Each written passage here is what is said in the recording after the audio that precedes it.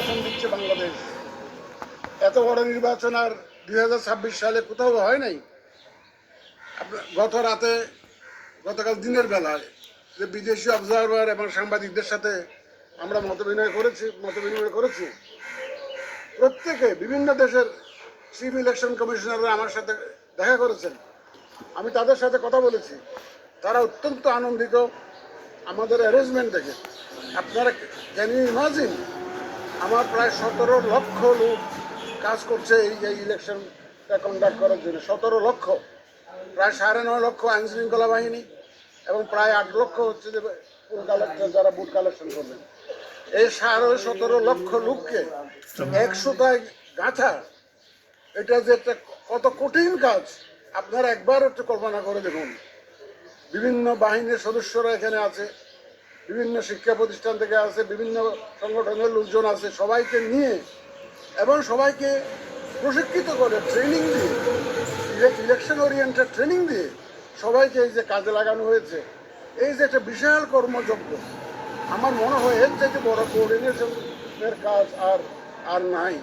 আমরা ইনশাল্লাহ এ পর্যন্ত আপনাদের সহযোগিতা নিয়ে সব চ্যালেঞ্জ মোকাবেলা করে এসেছি। আমরা জানি না সামনে আরও কী চ্যালেঞ্জ আসবে। ইনশাল্লাহ আপনাদের সহযোগিতা নিয়ে আমরা সব চ্যালেঞ্জ মোকাবেলা করব এবং বাংলাদেশ যে গণতন্ত্রের পথে রওনা দিয়েছে, গণতন্ত্রের ট্রেন ইনশাল্লাহ স্টেশনে পৌঁছাবে আপনাদের সবার সহযোগিতা নিয়ে। স্যার, এখন তো 2 ঘন্টা ভোট হয়ে গেছে, আরও সময় আছে। আপনি নিজেও জানেন যে অনেক বিভিন্ন রাজনৈতিক দল নির্বাচন বলে গেছে যে পাতানো নির্বাচন হবে। তাদের কি পাতানো নির্বাচন হচ্ছে এখানে? আপনারাই বলুন। এটা আমার বলার দরকার নাই, তো আমার বলার দরকার নাই। আমরা যে ওয়াদা জাতিকে দিয়েছিলাম, free fair and credible election, সেই লক্ষ্যে আমরা কাজ করে গেছি। আমরা কারো পক্ষে নই, কারো বিপক্ষে নই।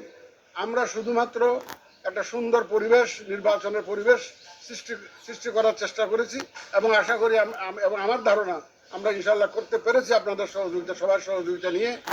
এবং পাতানো, আমি একটা কথা বলেছিলাম একদিন, যে এদেশে কোনো পাতানো নির্বাচন হবে না। এই পাতানো নির্বাচনের ইতিহাস আমাদেরকে ভুলে যেতে হবে। এখানে এই কেন্দ্র দখলের ইতিহাস আমাদের ভুলে যেতে হবে, ভোটের বাক্স দখলের ইতিহাস আমাদের ভুলে যেতে হবে। দেখেন, 127 মিলিয়ন ভোটার্স ইন্টু 2, কারণ একটা রেফারেন্ডাম আছে, 254 মিলিয়ন ব্যালট পেপার আমাদেরকে ছাপাতে হয়েছে। এই ব্যালট পেপার যথারীতি বিভিন্ন কেন্দ্রে পৌঁছাতে হয়েছে। বিষয়টা একবার ভাবুন আপনারা, কত বড় জায়গান্টিক একটা টাস্ক আমাদেরকে কাঁধে নিতে হয়েছে। আমরা ইনশাআল্লাহ সবার সহযোগিতা নিয়ে, ভোটার, রাজনৈতিক দল, প্রার্থী, সাংবাদিক এবং সবার সহযোগিতা এবং আমার যে ভোটের সাথে যারা সম্পৃক্ত আছেন, এই যে আমার পাশে বিভাগীয় কমিশনার মহোদয় দাঁড়িয়ে আছেন, এই সমস্ত ওনাদের সার্বিক সহযোগিতায় আপনারা, আমি অনেক ডিসি সাহেবের সাথে টেলিফোনে কথা বলেছি, বিভাগীয় কমিশনার সাহেবদের সাথে কথা বলেছি, গত রাতেও কথা বলেছি। এটা আমার শিডিউলের বাইরে, আমি শুধু খোঁজখবর নেওয়ার জন্য, যাতে বুঝে যে সিইসি ইজ মনিটরিং হিমসেলফ।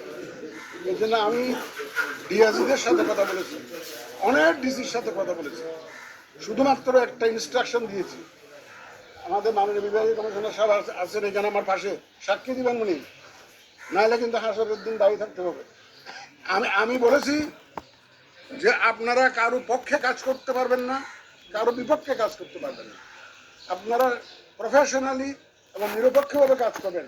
আপনি সাক্ষী দেন, সাক্ষী দেন, ওনাকেও আমি বলেছি যে, এবং আপনি শুধু নিজে নিরপেক্ষ থাকলে হবে না, আপনার অধীনে যারা আছে, আপনার নিয়ন্ত্রণে যারা আছে, তারাও যাতে নিরপেক্ষ থাকে, সেই জন্য সার্বিক প্রচেষ্টা আপনাকে করতে হবে।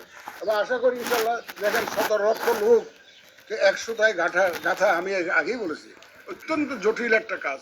তারপরেও আমি বলবো আমরা যেটুকু করতে পেরেছি ইনশাল্লাহ, এটা অত্যন্ত করুণাময় আল্লাহ তাআলার দরবারে শুকরিয়া আদায় করছি। উনি আমাদেরকে, আমরা অসুস্থ হয়েও যেতে পারতাম, যে পরিমাণ কাজ আমাদেরকে করতে হয়েছে, তা কিন্তু আল্লাহ তাআলা আমাদেরকে এ পর্যন্ত সুস্থ রেখেছেন।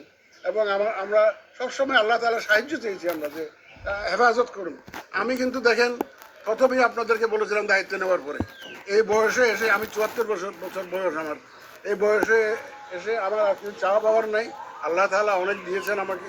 তা আমি চেয়েছিলাম জাতির এই ক্রান্তি লগ্নে একটা শেষ একটা অবদান আমি জাতির জন্য রাখতে চেয়েছিলাম। তো আল্লাহ তাআলা আমাকে সে দ্বার প্রান্তে পৌঁছে দিয়েছেন।